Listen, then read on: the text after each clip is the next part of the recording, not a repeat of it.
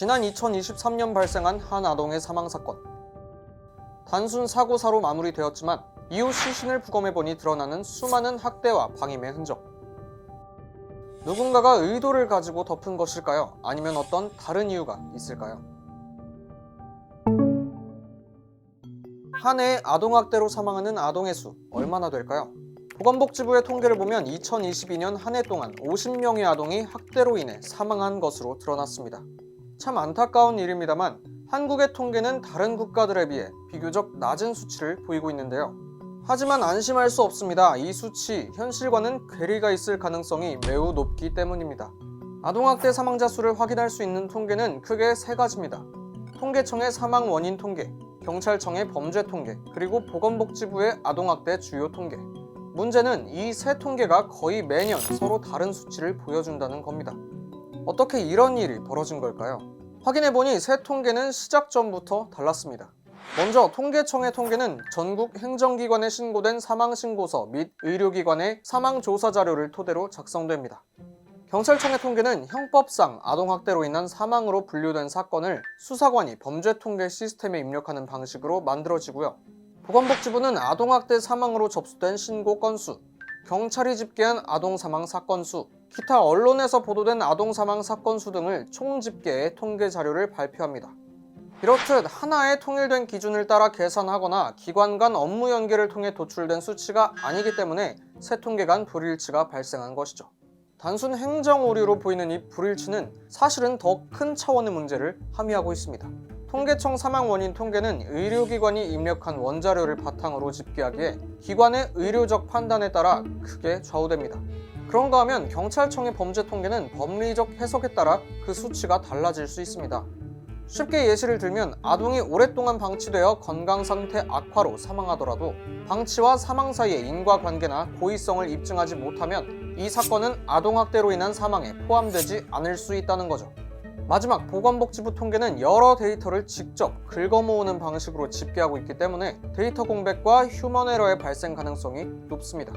종합해보면 우리나라는 아동 사망 사건에 대해 각 부처나 기관이 파편적으로 대응하고 있음을 알 수 있습니다.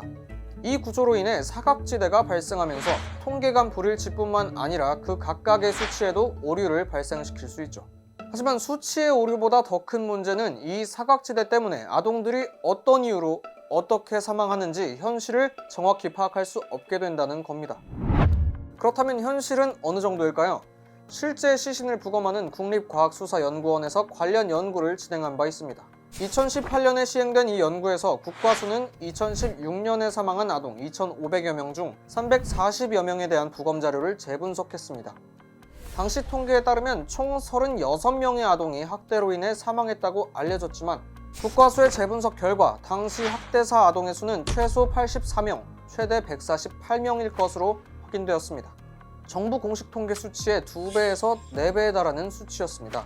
처음 연구를 시작할 때만 해도 공식 통계에 따르면 40건 정도였으니까 많이 나와봤자 한 60건 정도 나올 걸로 예상을 했거든요. 근데 이제 실제 결과를 보고 충격을 좀 받았고 혹시 오류가 있는 것이 아닌가 해서 이제 버덕버덕 재확인을 했고요. 처음에는 일회성 프로젝트로 시작을 했었거든요. 그런데 문제의 심각성을 절감하게 돼서 지금까지도 계속 꾸준히 연구를 하고 있습니다. 현실을 반영하지 못하는 통계는 곧 국가가 아동 사망의 실제적인 원인을 이해하지 못하고 있음을 의미합니다. 원인을 파악하지 못하면 해결법도 파악할 수 없겠죠. 제도의 미흡함이 개선되지 않는다면 실체가 감춰지는 아동 사망 사건이 계속해서 발생할 것입니다. 이런 상황을 해결하기 위해 전문가들이 주목하고 있는 한 제도가 있습니다. 바로 아동사망 검토제도입니다.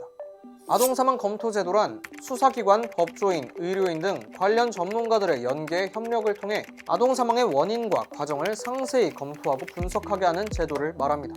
아동사망의 맥락을 여러 분야에서 다각도로 조사하면 사망 원인을 파악할 수 있고 원인을 파악하면 미래에 비슷한 사건이 발생하는 것을 최소화할 수 있다는 거죠. 아동학대 사망사건 연구는 대부분 사건이 가정 내에서 발생되기 때문에 신뢰할 만한 목격자가 거의 없고 가해자의 동기가 분명하지 않은 은밀한 범죄적인 성격으로 수사하기가 굉장히 어려워집니다.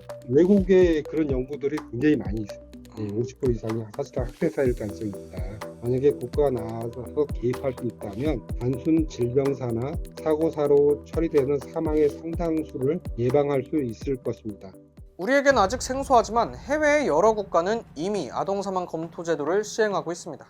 먼저 미국은 아동사망 검토 제도를 주 단위로 운영하고 있습니다.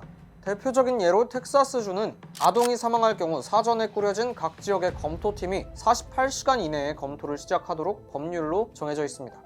주정부 차원에서는 검토팀을 어떻게 운영할지에 대한 프로토콜을 마련하는 검토위원회가 존재하고요. 또 국립사망검토 및 예방센터라는 국립센터가 미국 전역의 검토팀 및 검토위원회에 기술과 데이터에 대한 지원을 제공하고 있습니다. 그런가 하면 영국은 학대 사망 사건과 별개로 전체 아동에 대한 사망 분석을 실시하고 있습니다. 아동 사망 시 지역의 아동사망 조사원이 사건을 조사하고 학대나 방임이 의심되는 경우 분석위원회에 통지합니다. 통지 이후에는 분석위원회의 감독하에 지역 및 중앙기관이 사건을 분석합니다.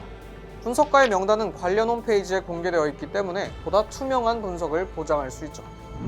두 나라 외에도 스코틀랜드, 일본 등 많은 국가에서 아동사망 검토 제도를 도입, 시행하고 있습니다. 그렇다면 아동사망 검토 제도의 실제 예방 효과는 어느 정도일까요?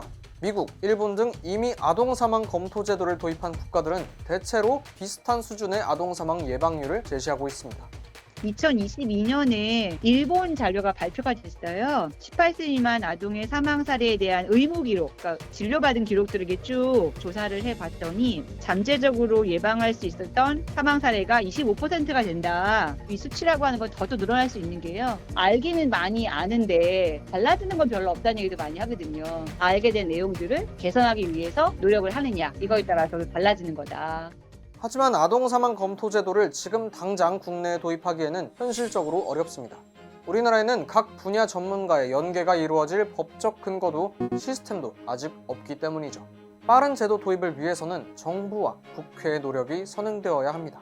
저출생과 관련된 업무를 총괄하는 저출산 고령사회위원회가 대통령 직속으로 있잖아요. 많은 아이들이 태어나라 라고 얘기하는데 그 태어난 아이를 잘 살피지 않는다라고 하는 건 굉장히 모순적이라고 할 수 있으니까 사망검토제 같은 경우에 권한이 있는 기구가 일단 만들어져야 되고요. 법률이 일단 기반이 돼야 또 안정적으로 부처가 만들어지고 그 역할을 수행할 수 있겠죠. 우리는 아이들의 죽음으로부터 배워야 할 의무가 있습니다. 채 다 살지 못한 아이들이 남긴 뼈아픈 교훈을 통해 다른 비슷한 죽음을 막는 것만이 그들의 가여운 삶을 존중하는 길 아닐까요? 이번 영상을 만든 PD가 추천하는 영상도 보고 가세요. 스브스 뉴스의 다른 영상을 즐기시려면 구독 버튼을 꼭 눌러주세요.